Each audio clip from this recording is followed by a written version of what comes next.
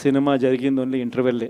శకుని పాచికల్లో కౌరవులు పాండవుల మధ్య యుద్ధం కూడా గమనిస్తే శకుని పాచికలు అనే సబ్జెక్టు ఓన్లీ ఇంటర్వెల్లే. అప్పుడు శ్రీకృష్ణుడు సమక్షంలోనే జరుగుతుంది. శ్రీకృష్ణుడు ఉండగానే పాండవులు ఓడిపోతారు, శకుని పాచికలతోనే ఓడిపోతారు.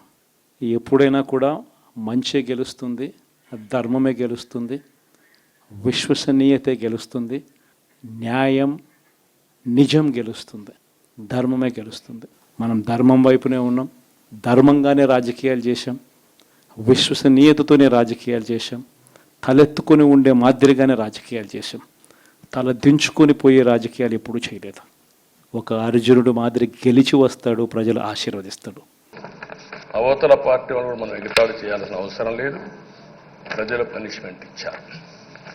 ఇదే హౌస్లో నేను చూశాను, 23 సీట్లు మాకు వచ్చాయి. నేను బాధపడ్డాము. కానీ ప్రజాస్వామ్యాన్ని గౌరవించాలనే ఉద్దేశంతో ప్రజాస్వామ్యుతంగా పనిచేశాము. 23వ తారీఖు ఎన్నికల రిజల్ట్స్ వస్తే దాన్ని వక్రీకరించి 23వ తారీఖున దేవుడు రాసిన స్క్రిప్ట్ ఇది, మీకు 23 సీట్లు వచ్చాయని మాట్లాడారు. కూటమికి 164 సీట్లు వచ్చాయి. 1, 6, 4 కూడుకుంటే 11 వస్తుంది.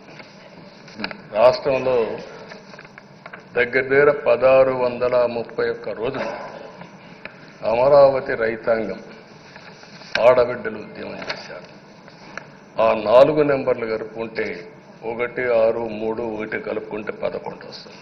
అంటే ఇది కూడా భగవంతుడి స్క్రిప్ట్ అయినా కూడా నేను మాట్లాడడం లేదు, నేను కామెంట్ చేయడం లేదు. ఈరోజు ఉంటే వాళ్ళకు కూడా అర్థమయ్యేది.